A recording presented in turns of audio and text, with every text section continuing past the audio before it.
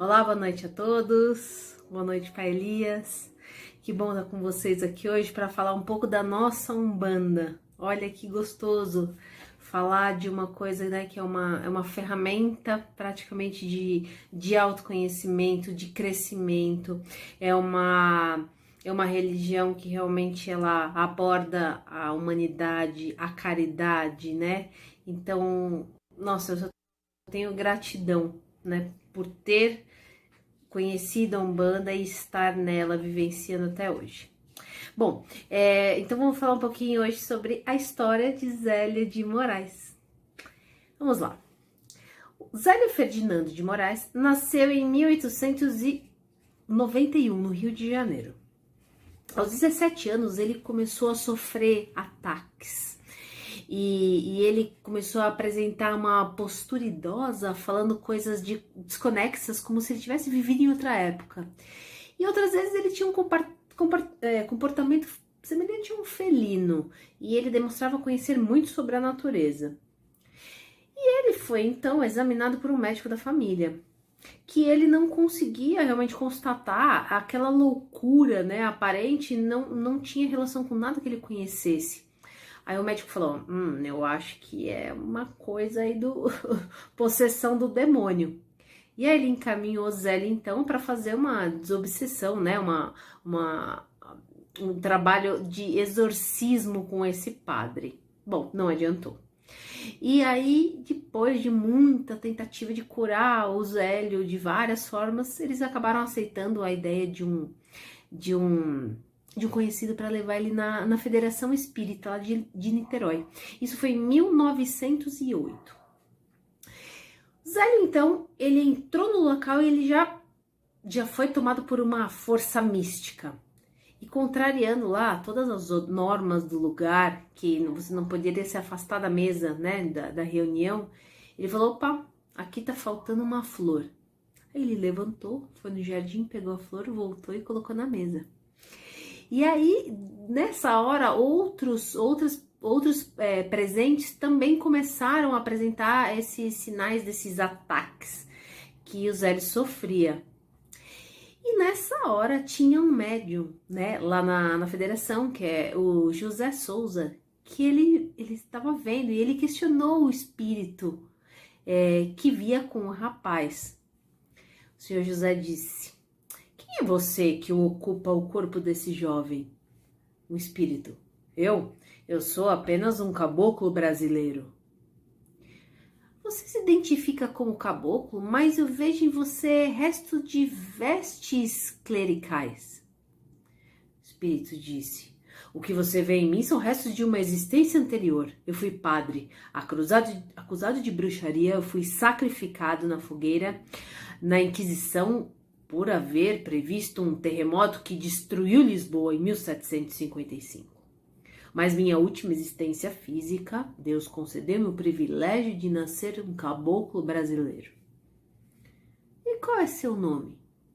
O espírito disse, se é preciso que eu tenha um nome, será Caboclo das 7 Encruzilhadas, pois para mim não existirão caminhos fechados.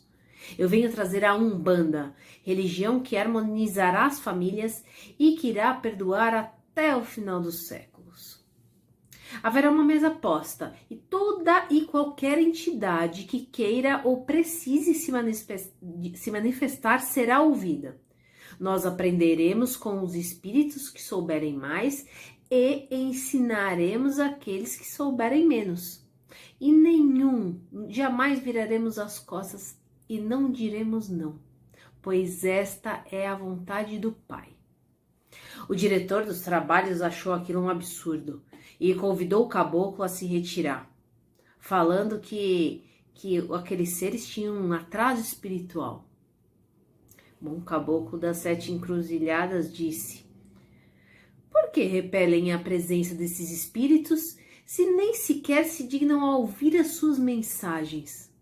Será por causa das suas origens sociais e sua cor?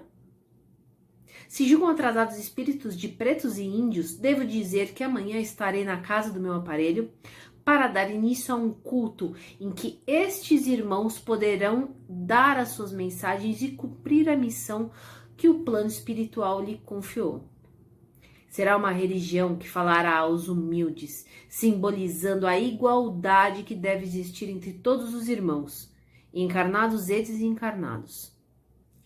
E assim aconteceu. No dia seguinte, declarou que se iniciava um novo culto, onde a prática da caridade, no sentido do amor fraterno, seria a característica principal. E para isso, teria como base o Evangelho de Jesus. Como regra, os participantes estariam de branco, o atendimento seria gratuito, não haveria sacrifício de animal e seriam utilizadas as guias de conta que seriam coloridas representando as entidades manifestadas. A casa fundada ela chamava Nossa Senhora da Piedade. E a partir daí começou um trabalho incessante para esclarecer e difundir a religião. Zélio trabalhou por 55 anos nessa casa, quando então entregou a direção da casa para os seus filhos, que dirigem até hoje. O Zélio faleceu aos 84 anos em 1975.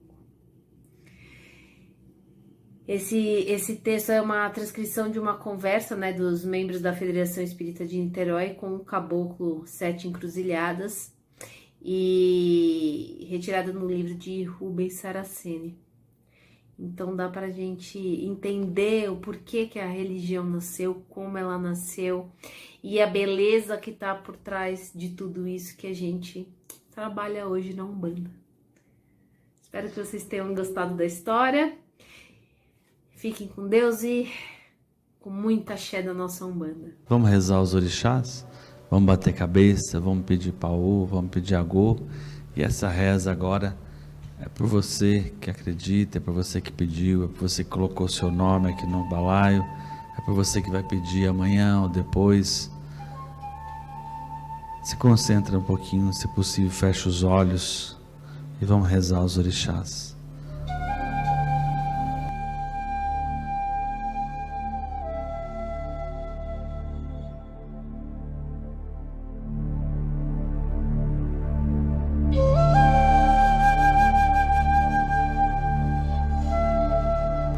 Saravá os orixás, saravá os nossos guias, saravá seus sete encruzilhada, saravá os nossos amados pretos velhos, com todo o nosso louvor, com todo o meu louvor, saúdo o meu povo, a minha banda, bato cabeça na frente do meu congá, em reverência aos meus orixás, a Nanã, a Oxum, a Iemanjá, ao Molu, Ogum e Oxóssi, Ossan, Xangô e Oiá, ao Xumaré, Obaluaê, Obá, a Euá, a Oxalá, ao meu Babalorixá, Pai Jamil Rashid,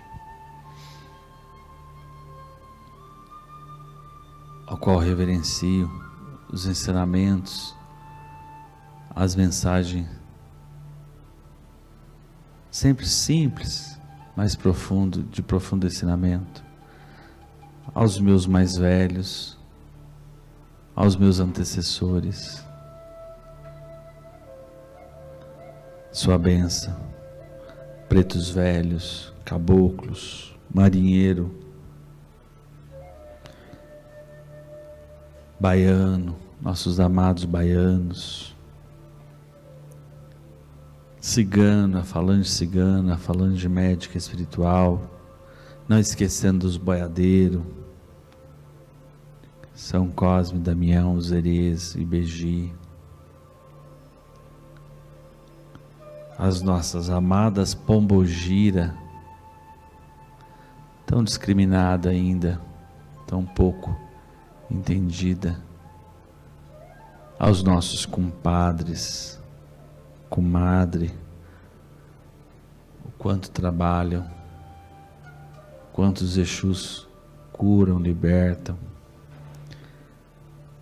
aos malandros, aos cangaceiros, seu Zé Pilintra e sua banda, seu Zé Pretinho e tantos.